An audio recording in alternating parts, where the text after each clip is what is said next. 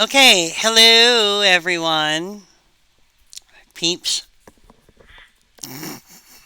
fam, nerds. No, sorry. Morgan is begging me to stop. Um, I will. Um, um, we get a little punchy around here after about the fourth video. Um, oh God, this is only the third today. Okay. Um, Alrighty. I'm baggy. Okay. This is the Second Roman Empire video. I'm going to discuss the spread of Christianity and uh, the guy who kind of pulls things back, or, well, he makes a major change in the early 4th century that will really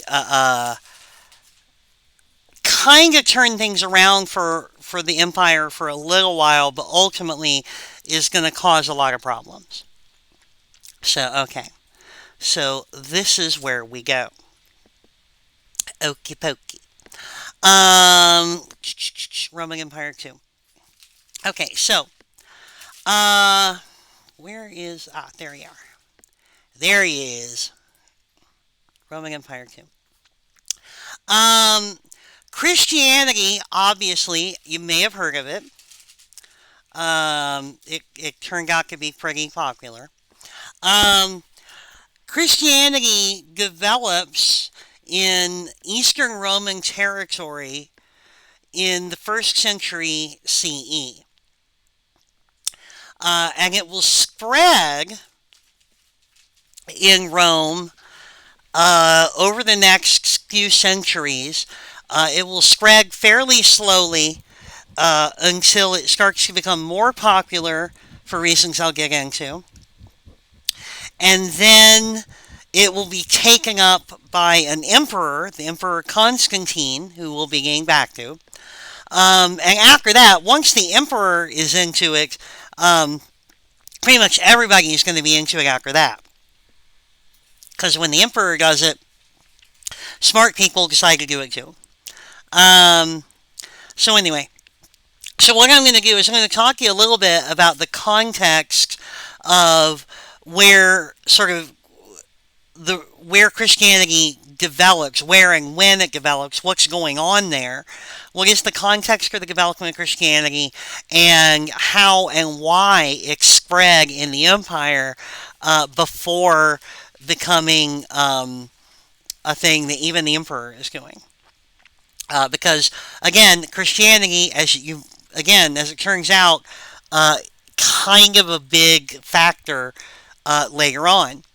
Um, so okay, so let's look at this. Um, so the Romans were super religious, um, which I by which I mean they're not only pious and concerned with observing proper rituals, but that they were nuts for religions of all kinds.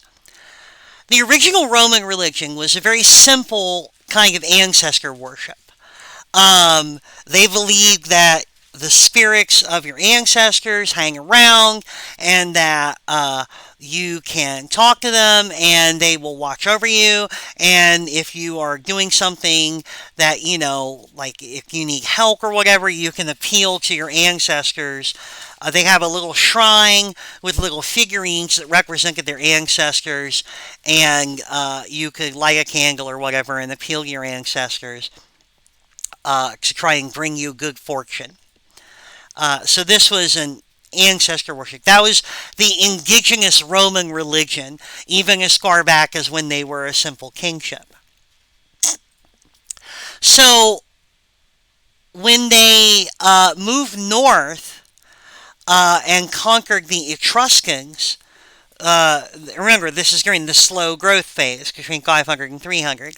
When they conquered the Etruscan people who lived in North Italy, they encountered a different religion.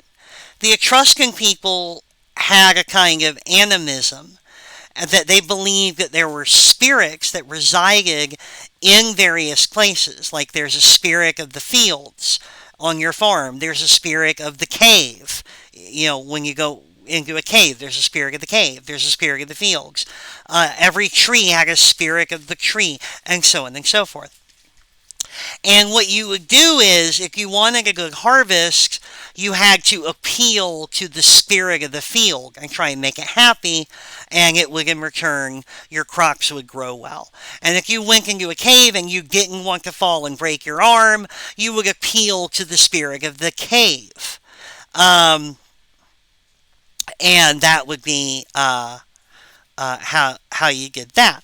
Now, normally, if you think back to how things were done in Mesopotamia, I know that was several videos ago, so just concentrate and think back. If you think back to how things were done in Mesopotamia, and Egypt, really, but in those kinds of societies, they believed in the gods. All gods existed. Like the Egyptians didn't deny that the Mesopotamians' gods were real. Like the Babylonian gods were real as far as the Babylonians were concerned, but so were the Assyrian gods. The Assyrian gods were also real. It's just that the Assyrian gods protected Assyria, and the Babylonian gods protected Babylon, and the Egyptian gods protected Egypt, and so on and so forth. And so if Babylon conquered Assyria, hypothetically, if Babylon conquered Assyria, they did not start worshiping Assyrian gods, because as far as they were concerned, that meant that their gods, their home gods, Babylonian gods, were stronger than the Assyrian gods. So they just kept worshiping their own gods. And they didn't try to stamp out the worship of Assyrian gods necessarily. But they definitely weren't interested in promoting it either. The Assyrian gods were an Assyrian thing, and they just left that to them. If you were an old and powerful civilization like Egypt, another group of people might say that your gods are strong because you're old and powerful. But that's about it. So what the Romans did when they conquered the Etruscans was relatively unique. I shouldn't say relatively unique. That's kind of a pet peeve of mine. Unique means there's only one of something. If something is unique, there's only one of it, which is a binary state. Either there's one or there's more than one. Either it's unique or it's not unique, which means you can't be kind of unique or sort of unique or relatively unique. That's impossible. You can't say that. Or very unique. None of those make any sense. Either something is unique or it isn't. It can be surprisingly unique because you expected there to be more than one. It can be sadly unique because you think there should be more than one. But it can't be relatively unique or very unique or anything like that, or kind of unique. You can't have any modifier, adverb of degree or comparison with it. So anyway. Sorry, it's a pet peeve of mine. It's very annoying. So I can't believe I caught myself saying relatively unique. So what the Romans did was unique when they conquered the Etruscans. And it was very Roman. Remember back when I talked about the Punic Wars, I mentioned that the Romans never had an idea that they weren't willing to steal. This is coming back. Romans were religious. They were nuts about religion.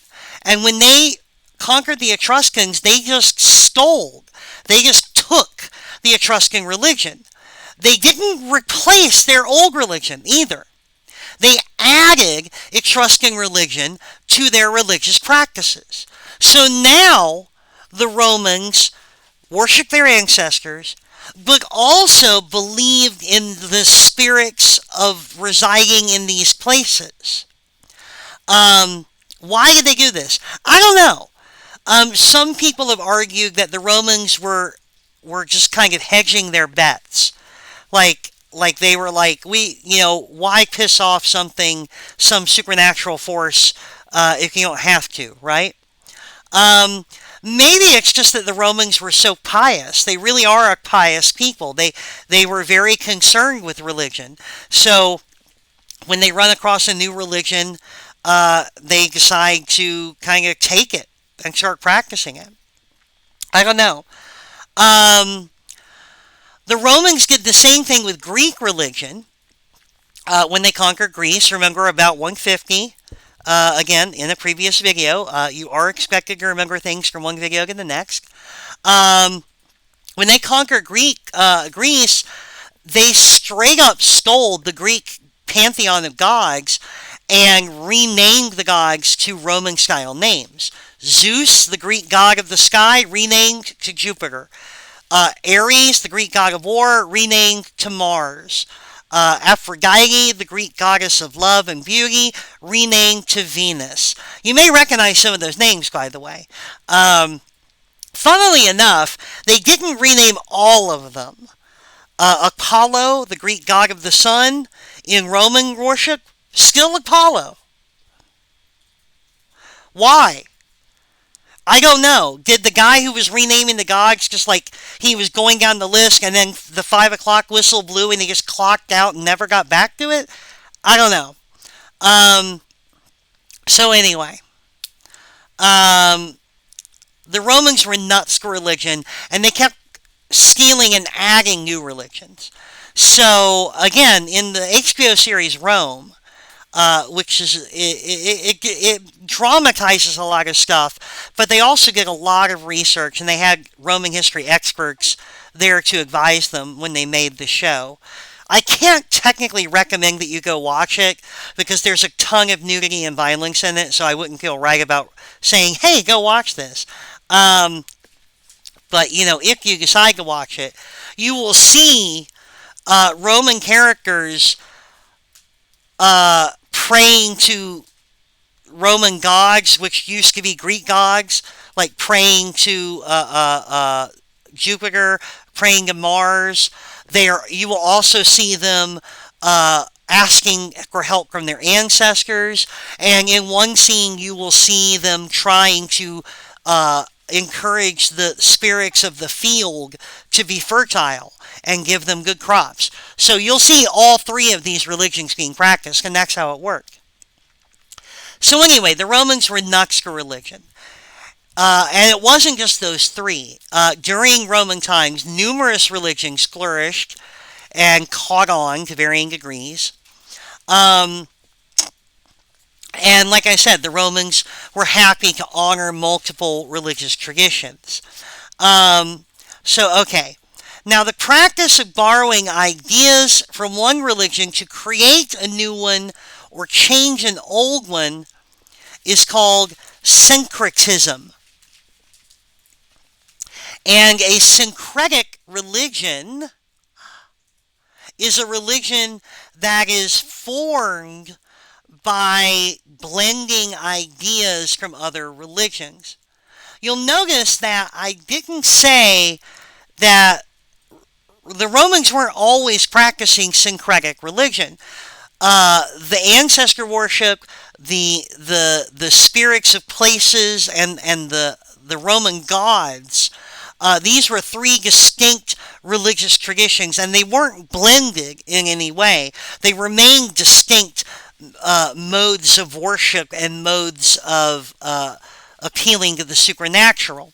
But sometimes religions do blend together and form a new religion.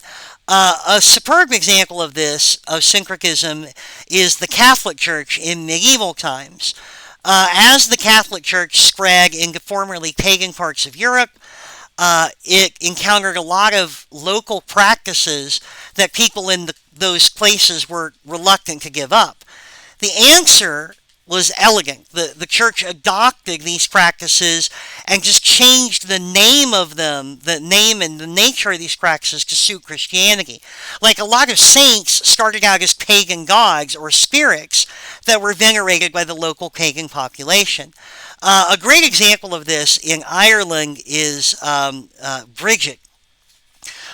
Bridget was a fire goddess worshipped in Celtic Ireland, and as Catholicism became common, Bridget was a very important goddess. The local people were not going to be very happy to give up worshiping Bridget, and if the church tried to make them choose Bridget or the Catholic Church, I think a lot of people in the Catholic Church were worried they were going to lose that fight. So instead, they just sort of reimagined Bridget as Saint Bridget. Instead of a god, Saint Bridget was a person who had lived and breathed and lived on earth and had a little history and had done miraculous things and then become canonized as a saint. There's no historical Saint Bridget. There's just the stories that were made up to help people accept that they don't have to give up their tradition of venerating Bridget. They just have to understand that what they thought was a god was just a saint. So that's sort of the way the Irish Catholic Church spun it. You thought this was God, it's just a saint. But you can keep on lighting candles to Bridget and doing other things in Bridget's name. And the Irish people were like, yeah, okay, cool. The locals did not have to give up their old ways, and they were more receptive to this weird new religion moving in. So, okay. A lot of religions develop in a syncretic fashion, maybe most religions. There's a religion called Santiera. It's a relatively modern religion. It was developed in the 16th century by Cuban slaves, and it blends elements of Catholicism with traditional African beliefs. The Baha'i faith, which didn't develop until the 19th century, that's the 1800s. The Baha'i faith is a syncretic faith that borrows from Islam and Christianity and Judaism. Many religions are syncretic, though most of them deny this. The Baha'i are very firm on the point that theirs is not a syncretic religion, but it stems from a unique divine revelation. In the study of history, we are not in a position to comment on who has and hasn't had divine revelations, so we'll just go ahead and continue to refer to the Baha'i faith as syncretic. So, okay, all of that, keep that in mind as we look at the religious background out of which Christianity arises in the first century. Okay, so the first thing, I don't know why I listed them in this order because they're not in the right order. So the first thing is Zoroastrianism, which is the worship of Zorro, the swordsman. No, sorry, it's not that. Zoroastrianism. I'm going to underline it too, just so you make sure you get it. Zoroastrianism. Bagoosh. There we go. Okay. Okay.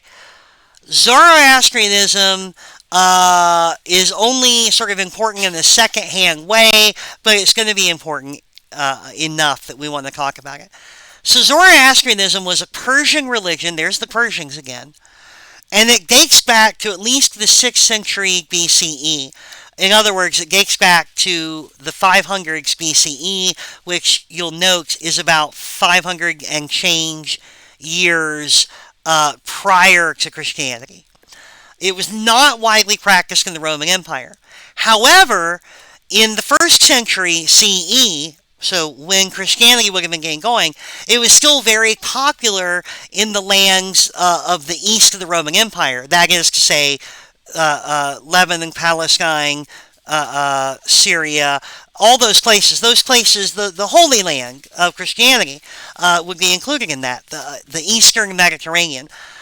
Zoroastrianism, because Persia had once owned that land, Zoroastrianism was still practiced in some of those places.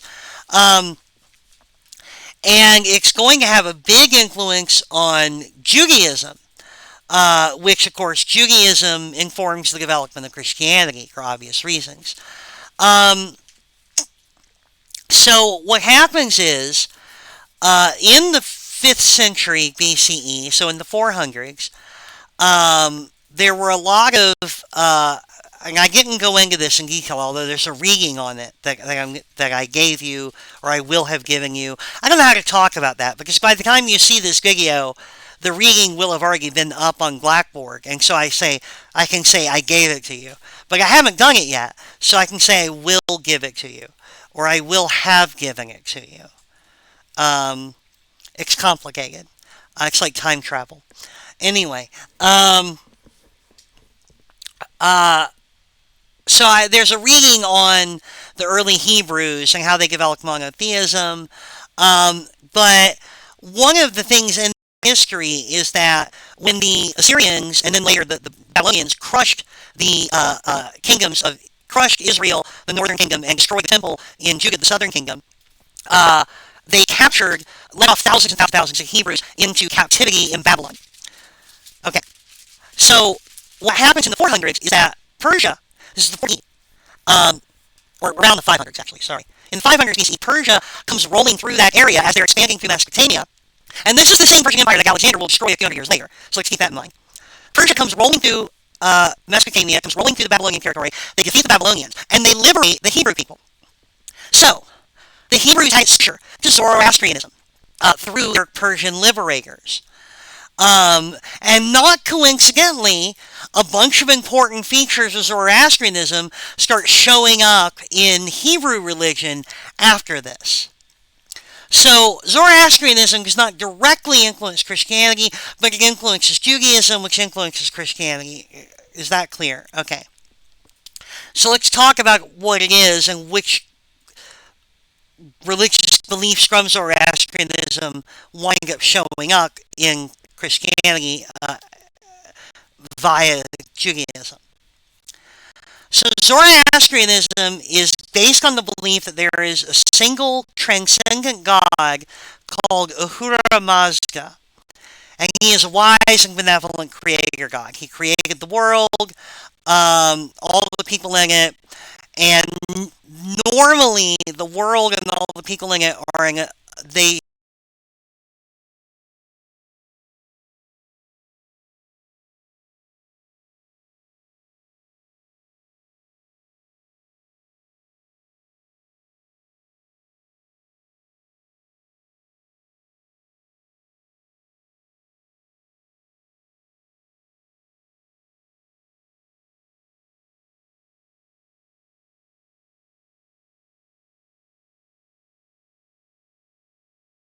should naturally be in a state of perfect order and goodness. But Ahura Mazda has like kind of an evil twin, a god of chaos and destruction called Ahriman.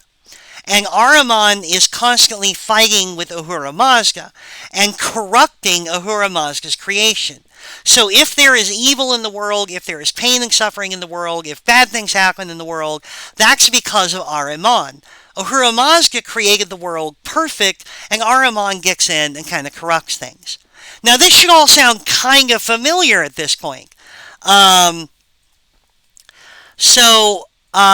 This is in contrast to the original concept of Yahweh, the God of the Hebrews, was not in any kind of good versus evil battle. He was a God dedicated to making sure the Hebrews prospered, and that's that. It's not until after the exposure of Hebrew people to Zoroastrianism do we see a Hebrew God who is in a cosmic good and evil struggle.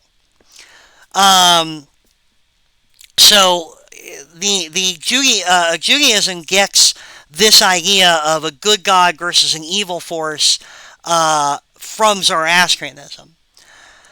Zoroastrianism also has a few other interesting features. It emphasized the role of the individual in this cosmic battle of good and evil. Every action you take, everything you do, either helps Ahura Mazda or it helps Ahriman. If you lie and cheat and steal, you give power to Ahriman. If you're honest and you're kind and you help people and you obey the law, you're giving power to Ahura Mazda. Now, it's prophesied that Ahura Mazda is going to win. That's not in doubt. There's no tension. Ahura Mazda will win the fight. But you want to be doing good stuff so you're on the winning side. After the battle, everyone on Ahura Mazda's side goes to a realm of pure goodness because Ahriman will have been cleansed from the world and everything will return to a state of pure order and paradise. Again, does this sound familiar? It should. Okay.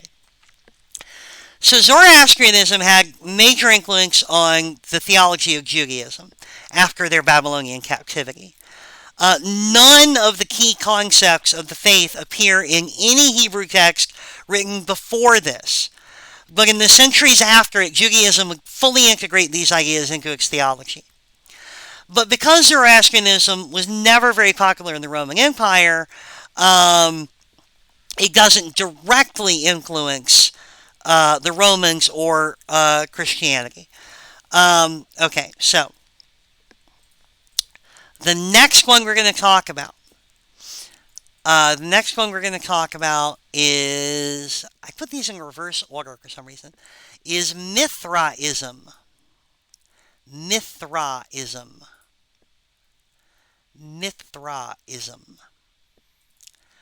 Repetition is the key to good teaching. Repetition is the key to good teaching. Repetition is the key to good teaching. Morgan yelled at me. As if I don't repeat myself about everything all the time. I'm one of those people. I love you too, baby. Okay, Mithraism gets started somewhere around the 1st century BCE. So about 150, 200 years before Christianity is really getting going. It is the worship of the sun god Mithras, who was originally a Persian god, but then was adopted by the Greeks. And thus, when the Romans conquered Greece, they got Mithras along with it. The Roman version of Mithraism is very different from the Greek and Persian versions and can be considered a distinct religion. Mithraism was what we would call a mystery religion, and I'm going to talk about mystery religions in more detail in just a minute. So mystery religions were very popular in the empire for a long time before Christianity. And they would continue to be popular for a long time after. They started in Greece. And then, remember, Rome conquered Greece. And then the concept of mystery religions becomes popular in Rome. Anyway, they're not practiced by large groups. A mystery religion would not be the state religion. They're practiced by small groups of people who have been initiated into the mystery, which in this context means a secret teaching. In other words, it's a bunch of people, it's a little group of people, and they have access to some kind of secret teachings, and they don't share these with outsiders. You have to basically come in and get initiated, and then they'll share the secret teachings with you, usually a little bit at a time, as you prove your devotion and you rise higher in the ranks. So you have to spend years learning and studying the teachings of the group, being initiated through several different ranks until full enlightenment is reached. Notably, for our purposes, mystery religions usually only communicated their secrets to the new people in the form of parables or riddle-like stories. And you have to demonstrate that you can understand the point of the story or the true meaning of it before you can go up in ranks and be initiated into the higher ranks. Now that should sound familiar. They tell you a parable, and part of becoming a deeper understanding of the religion and getting access to the deeper teachings is understanding what the parable means. That should sound a little familiar to you.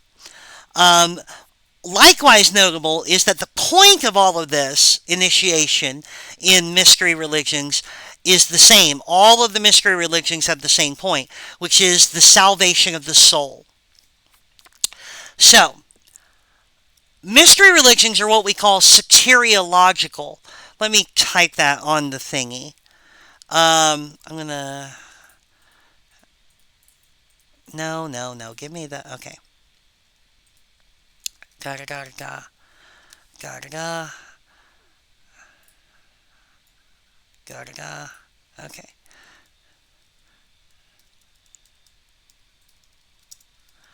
There we go. Okay. Soteriological religion. Um, okay, a soteriological religion. That is a religion concerned with saving the soul. It's called a soteriological religion. Now, notice that that is very different from the kinds of religions that were practiced in Mesopotamia and in Greece and in Egypt and all those places. Those were, as we have talked about, you should remember this, you should remember it, those were transactional religions. The goal wasn't to make you a better person or to do anything like that. The goal was to get stuff. You make sacrifices to and you pray to these gods to get stuff from them. To make your crops grow, to make it rain, to get better if you're sick, so on and so forth. A soteriological religion is a completely different animal. It is a religion concerned with saving the soul. A soteriology is a doctrine of salvation. In other words, it is a teaching, a soteriology is a teaching about how to gain immortal life.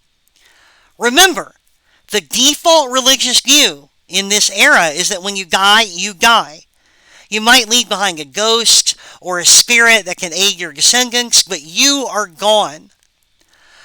Plato taught that the soul was immortal, just period. But the mystery religions took a different stance. They claimed that after death, initiates would be transformed into a new divine body and go on to live forever in some heavenly realm. Is this sounding familiar? There were many mystery religions, and they all had a common feature, that the central figure of the mystery, Mithras or Isis or Dionysus or whoever, was always depicted as a god or a half-god who dies, usually in a way that is unjust or unpleasant, and then comes back to life. This is the mystery of Dionysus. Dionysus was a Greek god and then later a Roman god who was a half-god. He was half-human, half-god. He lived on Earth. He wandered around Earth doing miracles and things like that to prove his divine status, according to the stories anyway. This isn't history. This is part of the stories. He was murdered in a very gruesome way, but then he comes back to life. And the mystery, the teachings, in other words, the basic idea is that when you join the mystery cult, you're going to learn the same secret that enabled Dionysus to come back to life. And so you too will have eternal life. Because when you die, you can come back to life because you will have learned the mystery of Dionysus. And you can say the same about the other mystery cults. The mystery of Isis, the mystery of Mithras, the mystery of blah, blah, blah. So on and so forth. The mystery of Orpheus and so on. Again, this should all sound super, super familiar. You join a small group of practitioners. They tell you stories in the form of parables. You struggle to understand the parables so that you can advance in the ranks of the religion of the mystery cult. And the idea is when you have gained enough understanding of the mystery, you will be saved from death. When you die, you will be transformed, and you will live on as your soul will live on in some other form. Again, it should all be very familiar. So, mystery religions, this is the context in which Christianity was developing. Mystery religions were everywhere. Christianity wasn't some new crazy idea, but we'll get to that in a minute. So, Mithraism, I was talking about Mithraism. Mithraism was a mystery religion that is very popular with soldiers in the Roman Empire, because Mithras was a sun god, and he was also a warrior god. It had very strict moral teachings that had to be followed if you wanted to be saved and to live on after you died. But it had one ritual that was worthy of noting. When joining the ritual or after a great moral transgression, and this is common for soldiers, because this is why this is popular with soldiers, if you've done something horrible, a follower of Mithraism could shed that. Could be redeemed from the horrible thing they did. And the way they would do it was they would undergo full immersion in a body of water to represent the descent into the underworld and then the return to life, thus becoming, in the language of Mithraism, born again, or able to start with a clean slate. Again, familiar. And Mithraism happens 200 years before Christianity. This is 200 years before Christianity, when people are talking about being born again by being dipped in water and pulled out of it. Okay. So, there were a lot of mystery cults. They each appealed to a different market, if you will. A lot of them were centered around non-Roman or non-Greek gods, because they were more exotic, and they increased the sense of, oh, these might be, ancient secrets, right? The mystery of Isis was popular, and Isis is an Egyptian god. The central figures of mysteries, like I said, were half divine, like Romulus or Zalmoxis or Orpheus. And finally, mystery religions before Christianity were mostly middle or upper class phenomena. There were few or no mystery religions that had wide appeal or availability to the lower classes. Okay, keep all that in mind. So, let's talk about Messianic Judaism. Here, let me add that. I forgot to put that on the thing. So, let me add it. I'm adding a lot of stuff that I forgot, because I'm not good at this. No. Messianic Judaism. That is Judaism that is concerned with the arrival of a Messiah. Ooh, right? I move this down. Okay. Okay, Messianic Judaism. Badoosh. Okay. So let's look at what was going on with the Hebrew people, with the Jewish people in 1st century CE, when Christianity is going. So Jerusalem and all its surrounding lands had been in the hands of the Romans for a long time, a province of the Roman Empire. And the kings of the Jews were handpicked by the Romans. So this is like a humiliating situation for the Jewish people living in Jerusalem, living in their ancient homeland. Their kings that rule over them are not even, like, they have to be approved by Rome. Rome says who gets to be the next king of the Jewish people. Not a very good situation. Obviously, everybody hated that.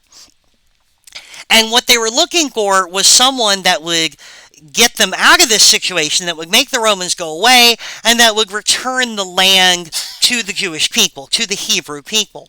Their term for this person was a Messiah. A Messiah was someone who was going to deliver the Hebrews out of this bad situation. Now, in the 1st century CE, there were a ton of people who were ready to step up and call themselves the Messiah. Judas Maccabeus, Simon of Perea, and a bunch of other people were put forth as possible messiahs or made the claim themselves. Um, basically, there would be if there was someone popular who talked a good game, who preached about traditional Hebrew religion and things like that, they might claim to be the Messiah to gain more clout.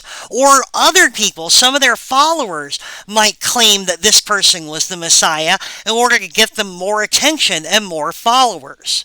So there were lots of messiahs running around 1st century CE Jerusalem and the surrounding lands. This idea that, Jesus was somehow unique, that he, the Messiah has come. Well, shit, get in line, buddy. There, there would have been lots of people going around claiming to be the Messiah. And stories would grow up around these so-called Messiahs about miracles that they performed or were present for, because that made it seem more like they were favored by God, by Yahweh, the God of the Hebrews. So, importantly, not all of the Messiahs in this time period claimed they were going to get rid of the Romans. Some of them, maybe because they were smart, like, you got to know that some of the people who are going around claiming to be the Messiah and claiming that they've done miracles in order to show that God favors them, some of these people are probably smart enough to realize that getting rid of the Romans is a tall order. Right? We're not going to get rid of the Romans. Some of them were probably hip to that idea. So some of them just had the idea that what they could do was preach a lot, try to inspire the Jewish people to a more a true interpretation of Jewish law and holiness, and then that one would make God happy enough that God would get rid of the Romans. You see? If we're good enough, God will get rid of the Romans. And so some of these proposed messiahs were not trying to lead a revolution. They were just trying to basically be spiritual leaders that would inspire the Hebrews to be better, and so that God would get rid of the Romans for them. All right. So that's the setup. I know that's a lot of setup. This is going to be another long video. I know that's a lot of setup. So, given this background, even though we have no contemporary records that even mention his existence, because remember, the Gospels, first of all, were not written by the people they were attributed to, because they were written. The Gospels are written in like this. The Gospels are written in like the 2nd century, at least 100 to 150 years after Jesus supposedly lived. So they were not written by any of his disciples. They were written by other people, and they definitely aren't from the time period where Jesus lived. So we don't have any contemporary records that mention Jesus' existence, but it's perfectly plausible that there was a Jewish guy named Joshua, because that's the Jewish version of his name. Jesus is the Latinized version. It's perfectly plausible that there was a Jewish guy named Joshua that proclaimed he was the Messiah or got proclaimed the Messiah by other people.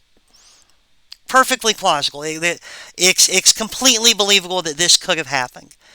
Did he perform miracles? Not for me to say. I am talking about history. I'm not talking about theology here. I am not in a position to say miracles aren't real or are real. I am not in a position to talk about any of that. I can only comment on the historical record. And maybe there was a Jewish guy named Joshua who was the son of a carpenter and who preached about being better so that God would deliver the Hebrews from the Romans. Maybe there was. I don't know. Who knows? That we don't have any records of it, but who knows? Why not? Whatever the situation, what is undeniable is that in the 1st century CE, around 50 to 70 or so, a new cult appeared that was said to be based on the teachings of Jesus. And this cult incorporated many features of mystery cults, but was ultimately based on Jewish theology. In other words, it was a mystery cult with a Jewish flavor, as opposed to a mystery cult with a Greek flavor or a mystery cult with an Egyptian flavor. You get the idea. It should be noted that Paul's letters are the earliest Christian documents we have. Those are the very first things. And Paul frequently uses the term mystery to refer to the teachings of Christianity. So this is not like, this is a thing. This is a mystery cult that the interesting thing that was unique about it, so the idea that it gave you eternal life wasn't unique, that all mystery cults had that. The being baptized thing wasn't unique, Mithraism had that. A good god and an evil god, or an evil pseudo-god that are locked in a cosmic struggle, not unique, Zoroastrianism had that, and Judaism inherited it from Zoroastrianism. What was unique about Christianity was that it appealed to the lower classes and the marginalized people, because Christianity was very critical of the status quo. Christianity, remember, was born out of a tradition that wanted to get rid of, it was born out of Messianic Judaism. So it was born out of a tradition that wanted to get rid of the people in charge. Okay, let me emphasize that. Christianity was, in other words, originally kind of a counterculture religion. It wasn't for the rich and the powerful. It was for the people who were downtrodden and oppressed, and the people who were living on the fringes of society. That was the natural constituency of Christianity, the people who were going to be the most interested in Christianity, because that was the group of people that Christianity spoke to most directly. So, at first, it was not super popular. The people who participated in Christianity and who followed this were either Jews who were outside of the ruling class, or they were non-Jewish people who were on the fringes of society. At least one scholar has pointed out that, as near as we can tell, the earliest Christians would have been closer to New Agers than anything in modern society. They preached peace and love, and they were skeptical of power structures. They lived in communal societies where they shared all their possessions.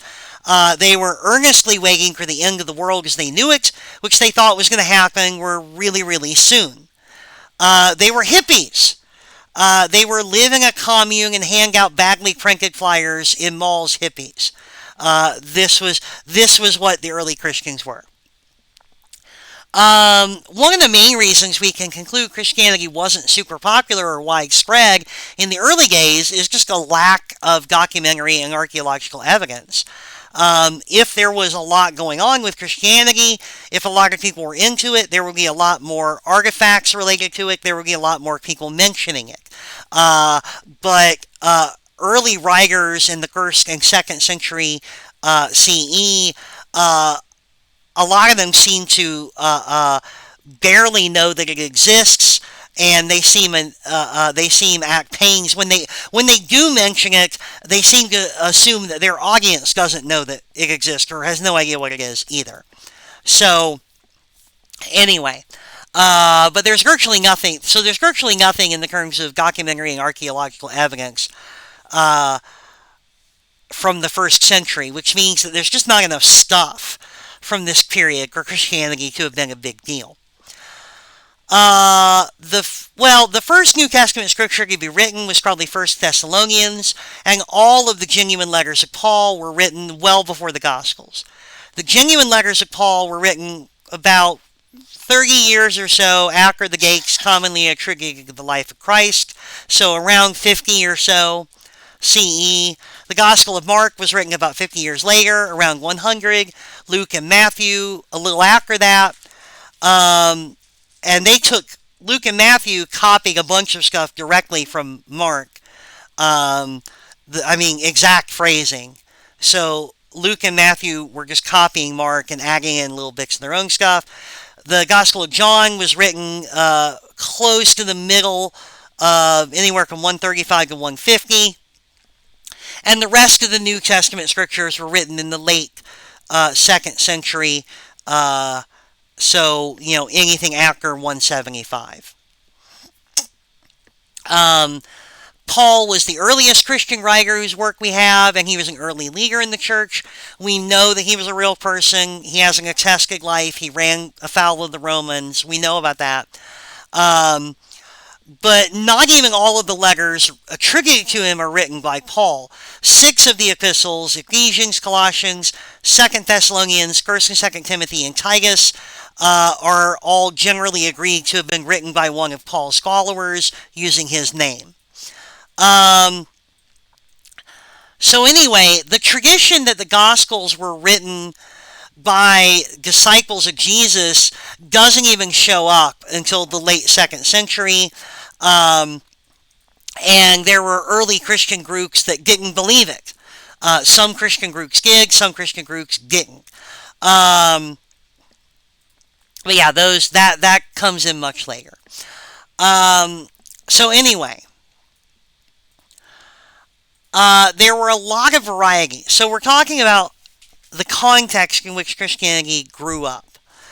1st century, not super popular. Mostly people, the downtrodden, the oppressed, people on the fringes of society. Women were important. In Roman society, women had certain rights, but they still were kind of, they were still kind of oppressed. It was a very patriarchal society. So a lot of the early followers of Christianity and early leaders in the church were women. That bit in one of the epistles about women not speaking in church, that doesn't show up in any copy of anything until like hundreds of years later. So that is very clearly a late addition. That's not original to the text. So early Christian leaders, a lot of them were women. Are in the 2nd century, Christianity is gaining a little bit of ground, but it was mostly just shaking out the differences. Because in the early days, there were lots of varieties of Christians. They used different scriptures. They all had the same basic beliefs. That there was this guy, Jesus, that he was going to save. If you learned enough about him, you would live forever, and blah, blah, blah. But there were many different details of beliefs. So, why? Was it because there was really a Jesus whose teachings were interpreted differently by various groups? Maybe. Or was it because there was no Jesus, only the idea of him, allowing for a variety of ways of telling the story? I don't know.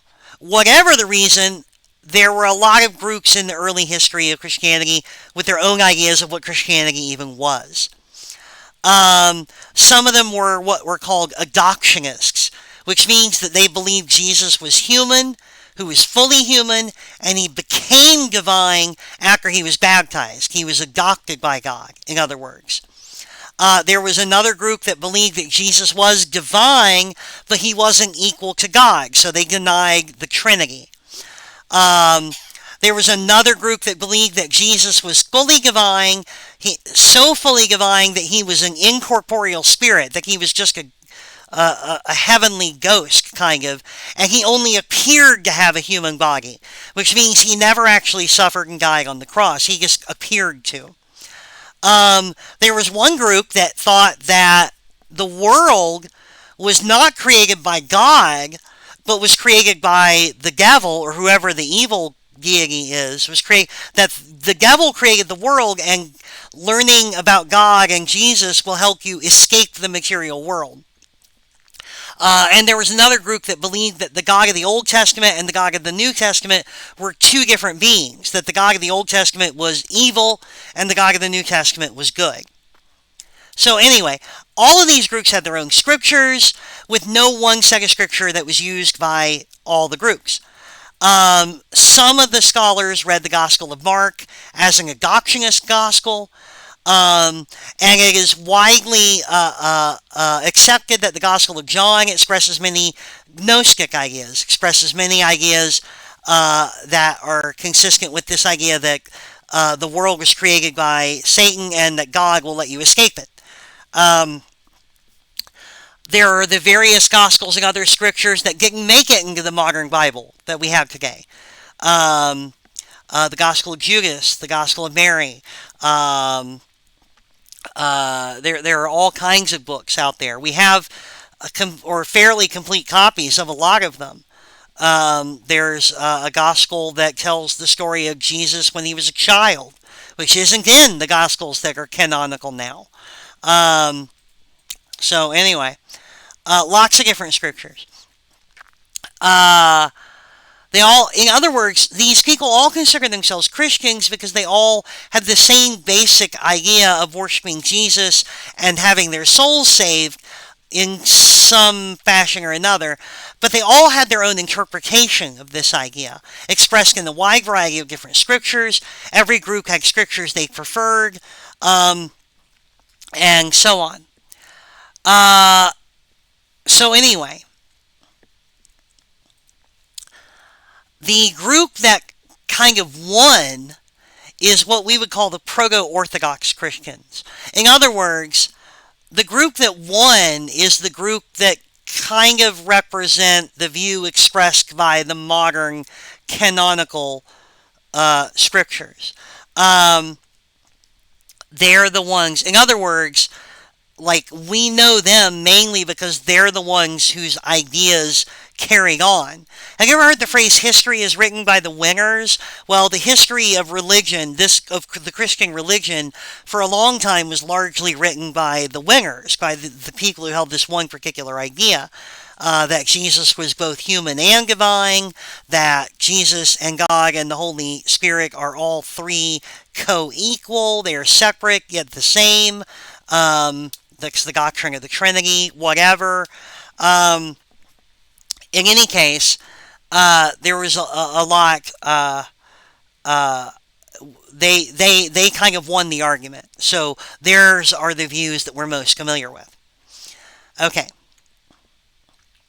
Now, let's talk a little bit. We talked about the the context in which Christianity arose and the early development of Christianity. I'm going to talk now about what I call Christianity's big break, and it has to do with a dude called Constantine. Okay, so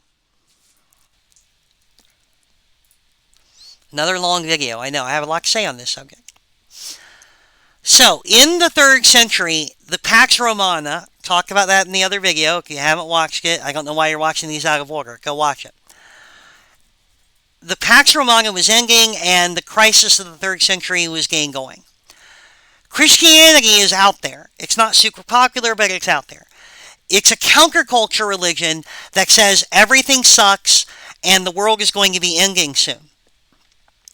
Well, you can imagine that during the crisis of the 3rd century, when suddenly everything sucked, people started listening to a religion that said, hey, we're the ones that said everything sucked, and everything's going to end soon, but it's okay. That's not bad. Yeah, the Roman state religion was the idea that, in other words, the official religion of the Romans, they had the idea that you had to make sacrifices to the gods and worship the gods of Rome, Jupiter, Jupiter, Neptune, Venus, Mars, blah, blah, blah. You have to worship these gods, thank you. You have to worship these gods and make sacrifices to them, and if you don't, the gods will be mad and they'll punish all of Rome. So the Roman state religion did not like anyone not following it. Whereas Christianity is saying, hey, things are bad, which they were. There's a way out. through understanding the mystery of Christ's sacrifice and return to life. And the Roman Empire is going to go away probably soon anyway, and that's not bad. We don't care. Because we're going to live forever in heaven, and it doesn't matter if the Roman Empire goes gallon handbasket. You can see how that would be appealing to people living in times where things are going to hell in a handbasket.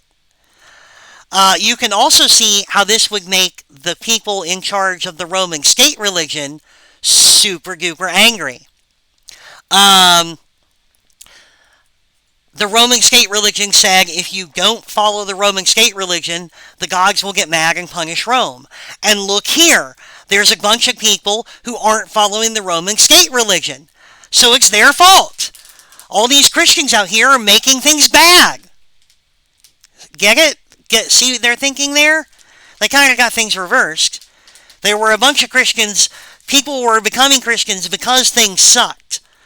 But the people in charge of the Roman state religion interpreted it the other way. They said when people became Christians, things started sucking.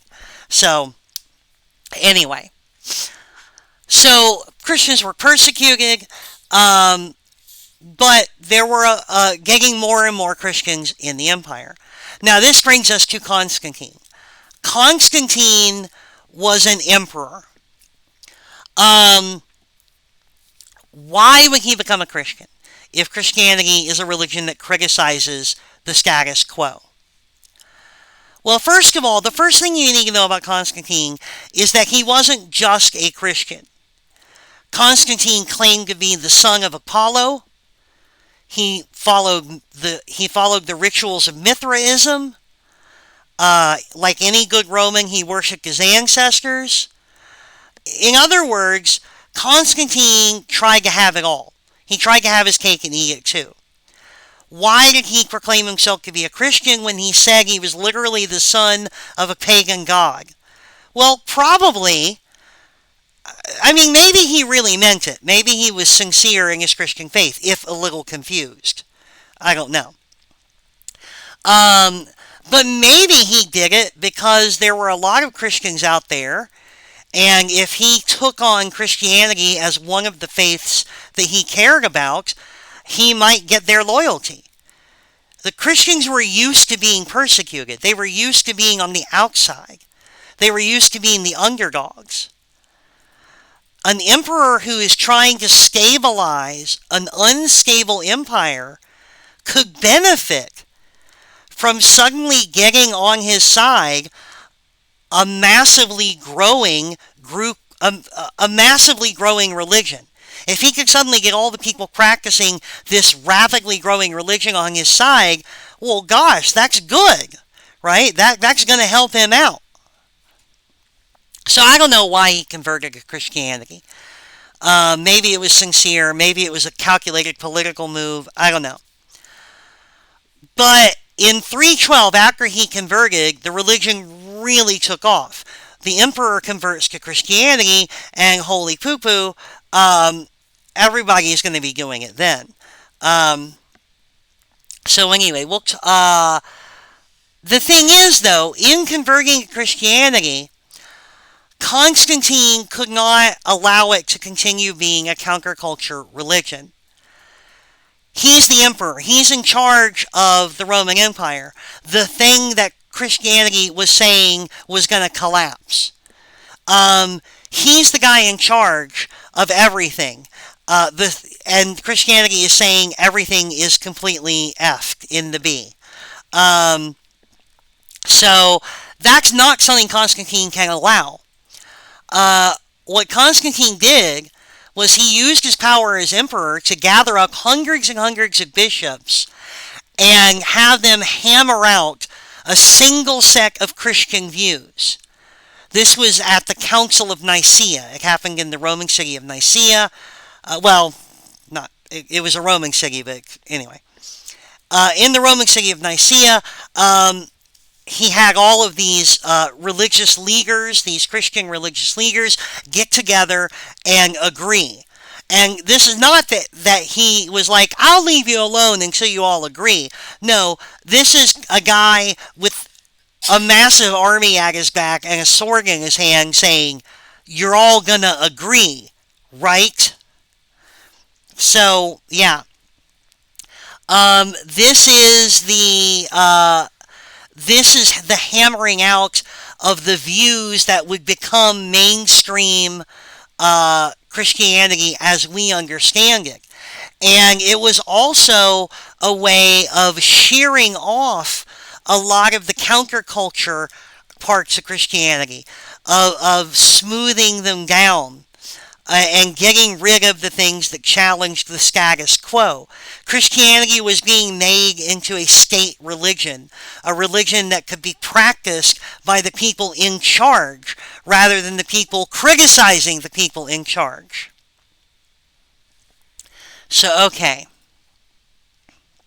So, that was the development and spread of Christianity. Let's go back and talk a little bit about what Constantine did. Or I think, are we done? Let me check. Do I need to do that in this video, or can I do it in the next one? I'll do it in the. Hmm? Well, I'll do it in the video after art, in the collapse, the end of the Roman Empire and the Dark Ages.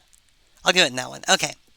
So that will get us everything we need for this video. It's already over an hour long, so I'm sure you'll all be happy to hear me shut up and let you get on with your lives.